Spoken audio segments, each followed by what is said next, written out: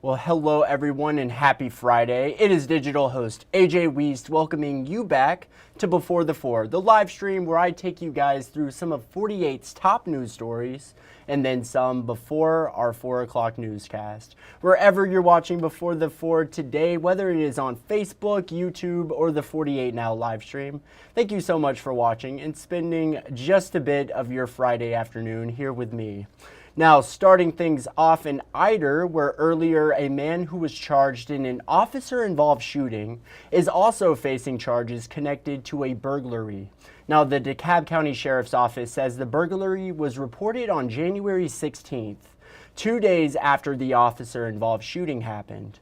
Deputies say they received a report from the Ider Police Department regarding a burglary that happened along Highway 117.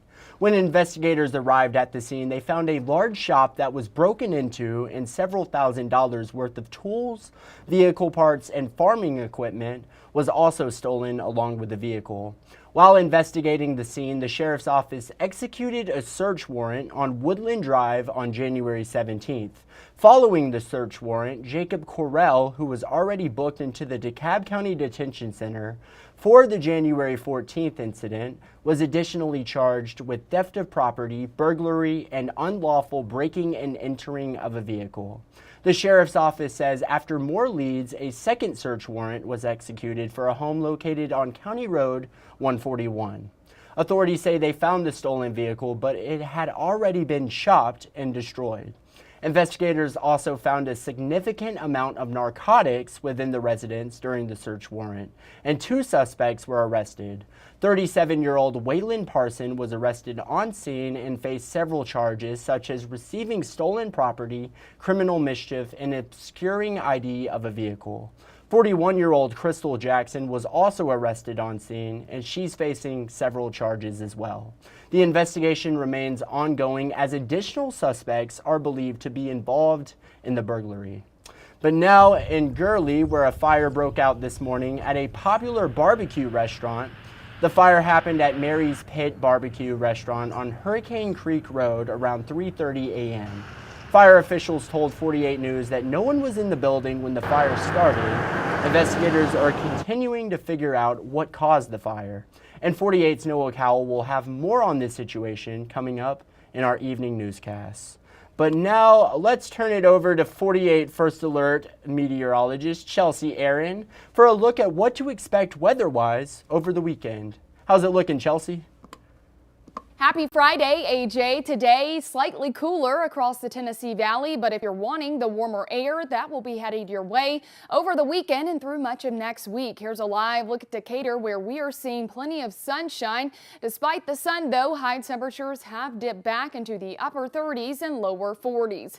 When you factor in some breezy winds out of the west-northwest, it is feeling more like the 30s area-wide. Make sure you are dressing in multiple layers if you do have any Friday night plans, with overnight lows quickly falling into the lower and middle 20s through daybreak on Saturday. We will be watching for some freezing fog to kick off the weekend, but Saturday overall a very pleasant day with plenty of sunshine. Enjoy it because rain chances will return late Sunday into Monday. Expect morning lows, like I mentioned, to be cold, but high temperatures will boost into the upper 40s and lower 50s by Saturday afternoon. Clouds start to increase ahead of our next weather maker, bringing a few spotty showers early in the day on Sunday, but more widespread rainfall will be returning likely after 9 o'clock Sunday evening, continuing into the early morning commute on Monday. We'll give you the rest of your extended day forecast coming up at 4 o'clock. Well, thank you, Chelsea. And now a story in case you missed it. In Colbert County, the family of a man who was found hanging at the carport of an abandoned house is doubting the investigation into his death. 48's Aria Pons has the story.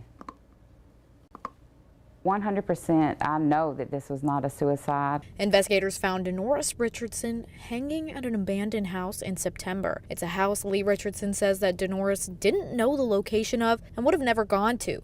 She even spoke to him the day he went missing, saying that he told her he was going to turn himself in on the drug charges he was wanted for. But I just knew something was wrong from the beginning. The more I called, the more I got worried, the more I text.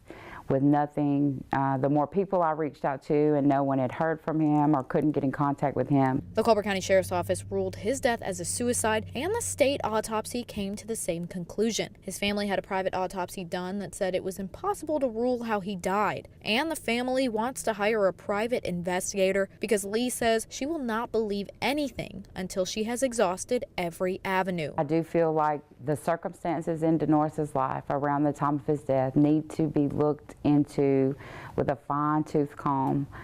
There's so many inconsistencies. The Colbert County Sheriff requested the FBI step in and review their investigation back in October to show transparency of the department and to bring the family some peace of mind. No word yet on how that review is going, though. Reporting in Colbert County, Aria Pons, 48 on your side.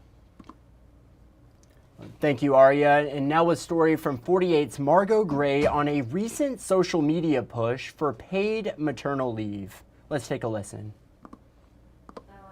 Preparing for your first child comes with a mix of emotions. We've prayed for this for a long time.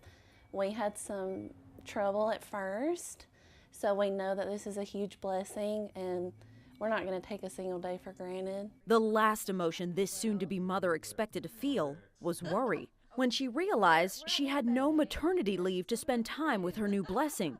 I'm worried that going back to work is going to be hard, but you got to do what you got to do. This fourth grade teacher in North Alabama felt compelled to take a bold but necessary move, appealing to teachers across the state on Facebook, willing to donate their sick days to her. The post has been shared more than 500 times. I've gotten some hate, but I said, you know what, I want to try it because there are extremely generous people out there who are getting ready to retire, or they know they're not going to need all these days in the future or whatever, and they're willing to help. Initial negative comments pushed this pregnant mother to not want to face our camera, but the post worked. Oh, I've gotten so much support. Like, I cannot thank these people enough. Really? Yeah. Did it surprise you? It did. So I had like strangers messaging me saying, hey, I want to give you 3 days. Hey, I want to give you 5 days. But even with the kindness of others, it still doesn't solve what she views as the bigger problem. If I had short-term disability, that's one more thing coming out of my check. My already low, in my opinion, check as a teacher. I still don't think that should be our only option as teachers. And I'm not just talking about teachers either. I'm talking about all state employees, healthcare workers, nurses that have to go through this. Like, it's a burden, and I don't feel like it should be this way. Last year, Alabama Senator Vivian Figures attempted to fight that fight for parents by sponsoring a bill to give 12 weeks of paid leave to female and male teachers. However, that got whittled down to only 6 weeks when it merged with a House bill for parental leave, including state employees. It failed to pass after fellow lawmakers raised budget concerns. If you invest in Alabama's families who do the work of keeping Alabama going, well, then that's where your priorities are.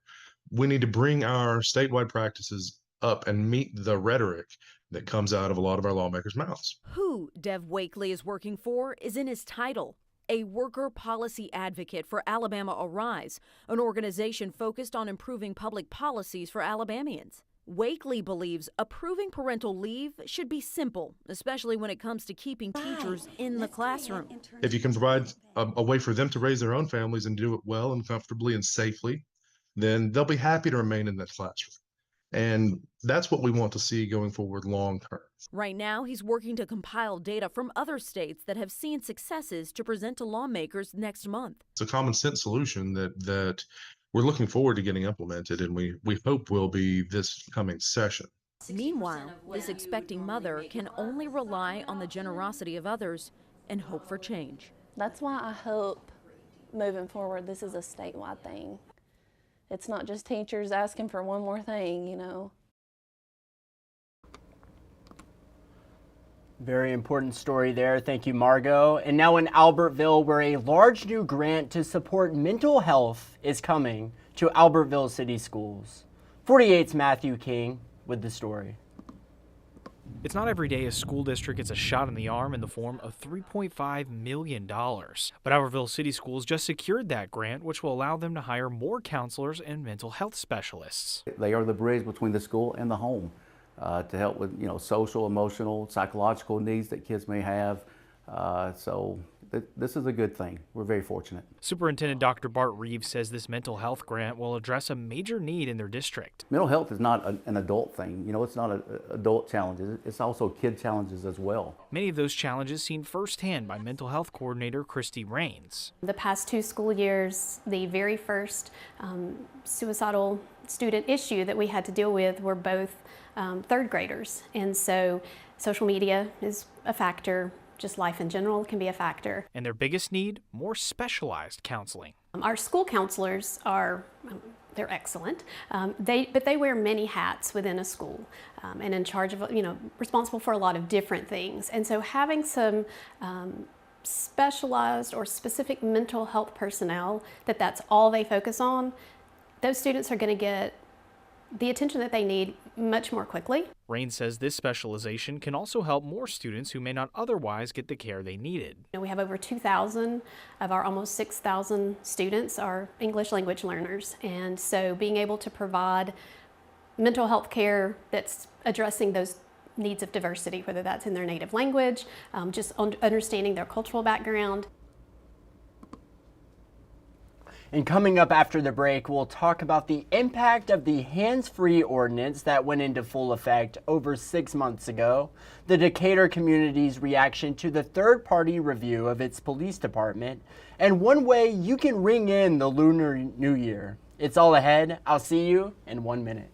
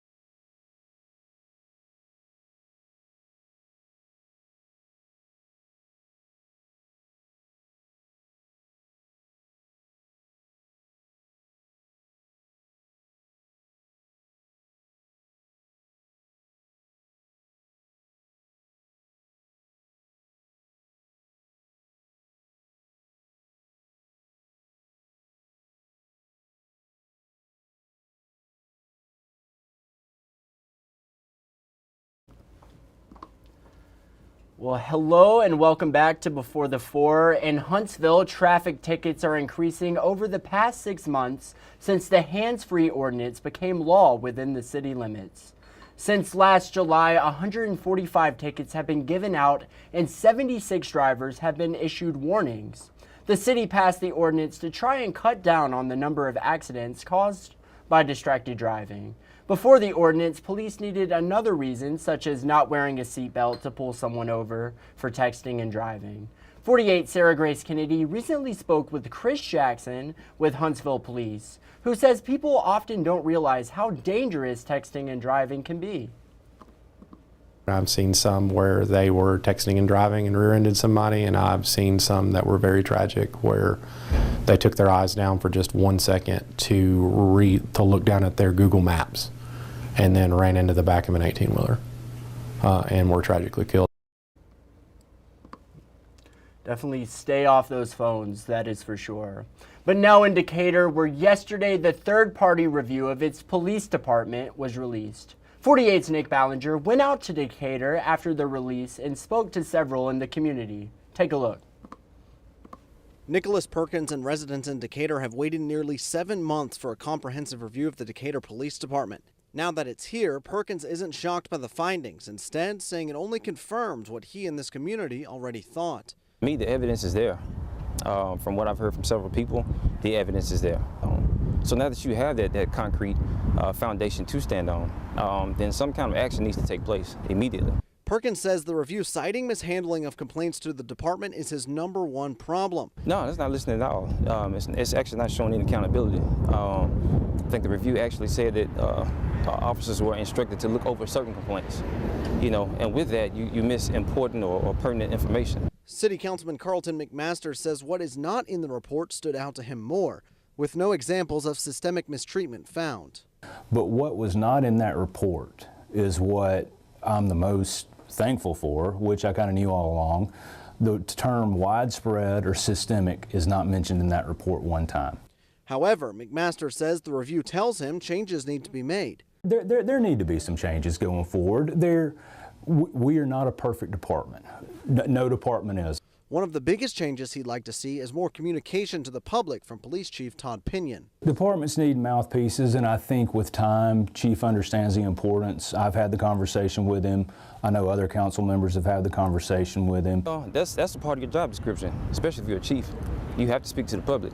And if you can't do that, then you may be ill-equipped.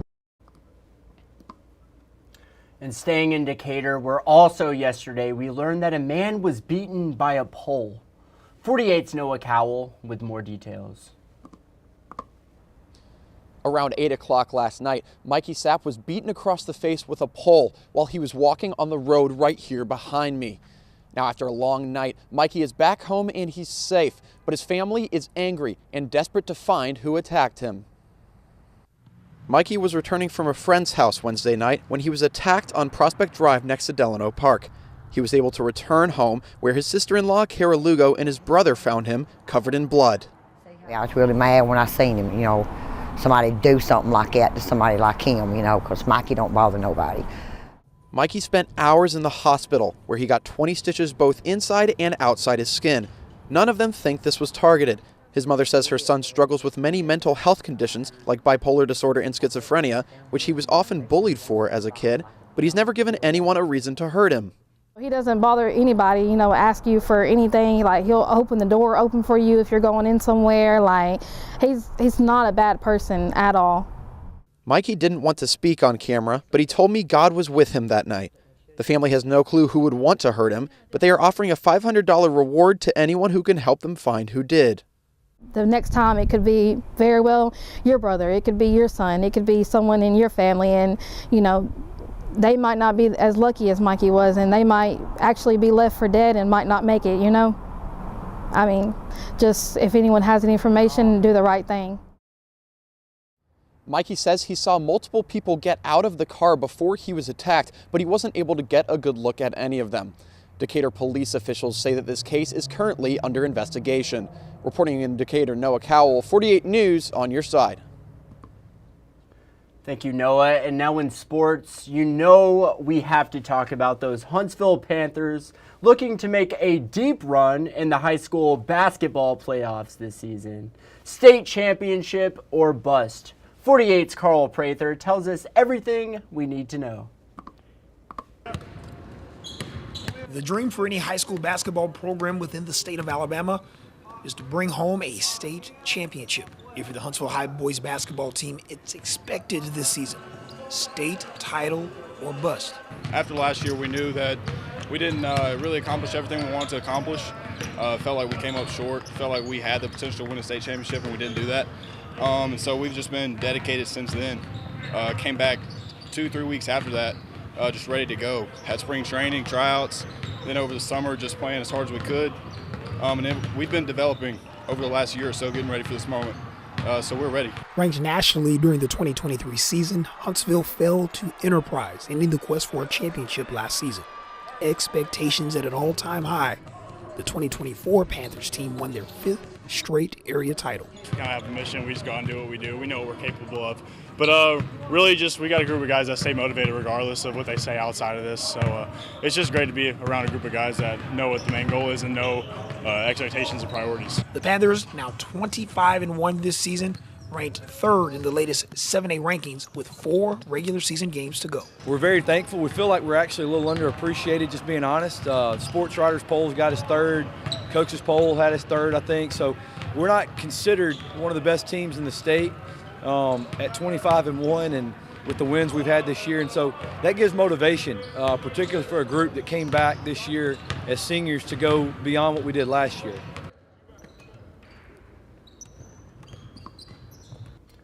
Good deal. Now in national news, President Trump is keeping another campaign promise, ordering the declassification of a trove of government documents related to some of our nation's most debated mysteries, including the assassinations of President Kennedy and Martin Luther King Jr.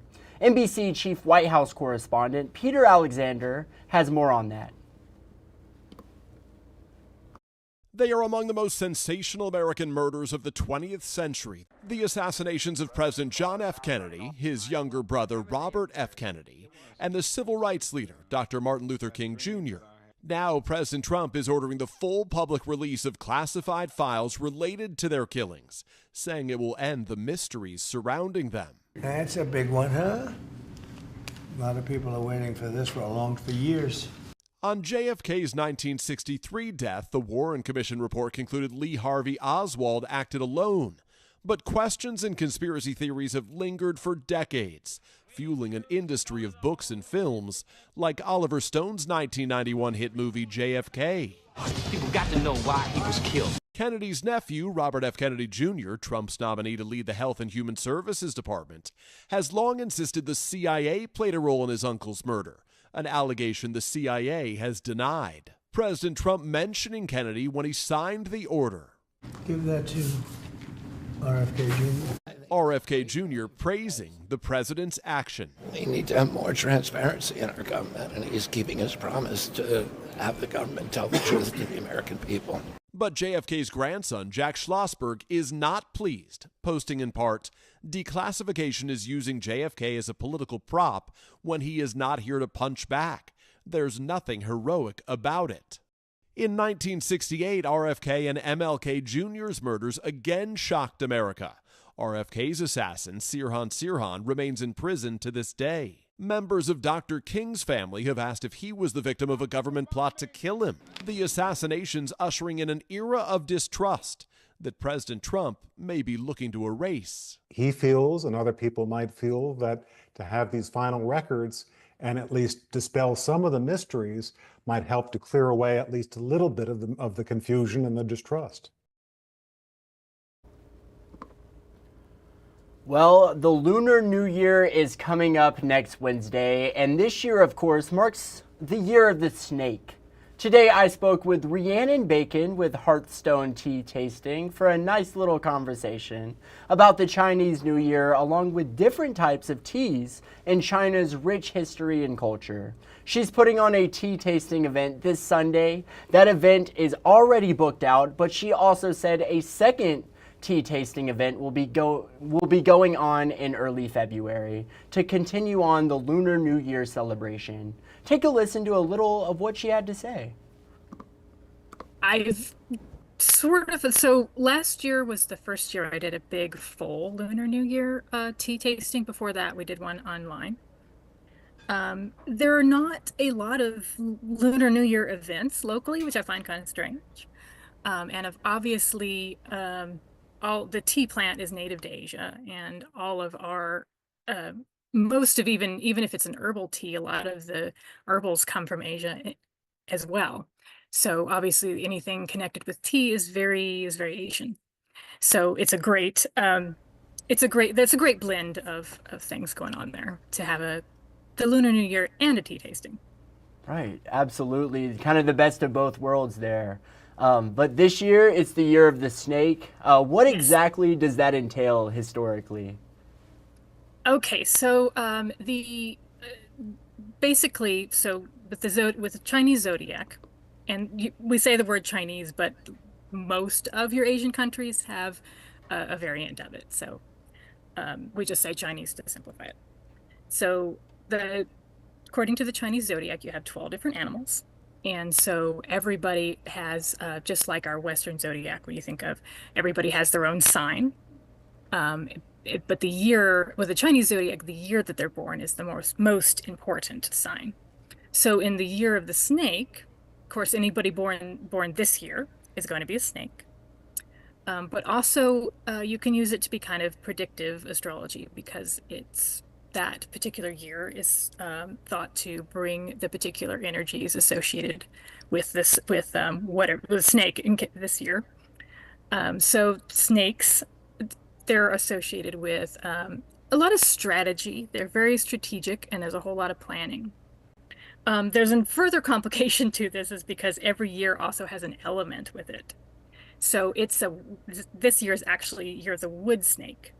So the wood, basically, it's going to bring in some flexibility because the snakes can have this tendency to get really over analytical and just kind of lock in and we're doing this plan and it doesn't matter.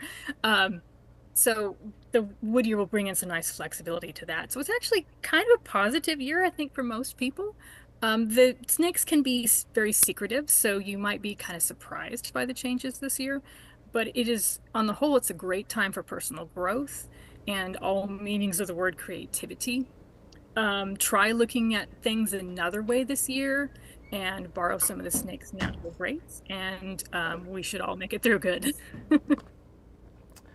Awesome conversation today, and you can find that full 48 Now interview on our website in just, I would say, probably an hour. It hasn't been published yet, but stay tuned for that. But now let's go to the stories you're just not going to want to miss coming up in our evening newscast. The 7 Deadly Sins house getting demolished earlier today. Get all those details coming up. Another story you're just not going to want to miss, a drug sting operation in Franklin County. 48's Aria Pons will have more on that. And finally, the latest Kitchen Cops is out. See all the scores for this week coming up in our evening newscast. And these are just a few of the stories you're just not going to want to miss. And now it is that time. We have time for a short Facebook fun today. This was a question from my coworker, Kate Norum. She is on the digital staff here. Brilliant question, by the way. Sellers on eBay are listing phones that still have TikTok installed. Would you sell your phone? And that is what I want to know. Let's see. Brian said, I'll even hand deliver my iPhone 16. Send the buyers my way.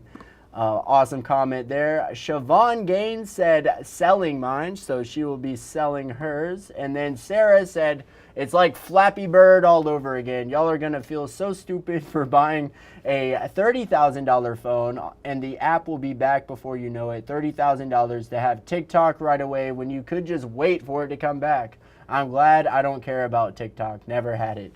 Awesome stuff. A mix of opinions there, it sounds like, but awesome comments there. But y'all, that is just about it for today's Before the Four. I want to thank you all for watching and spending a bit of your Friday afternoon here.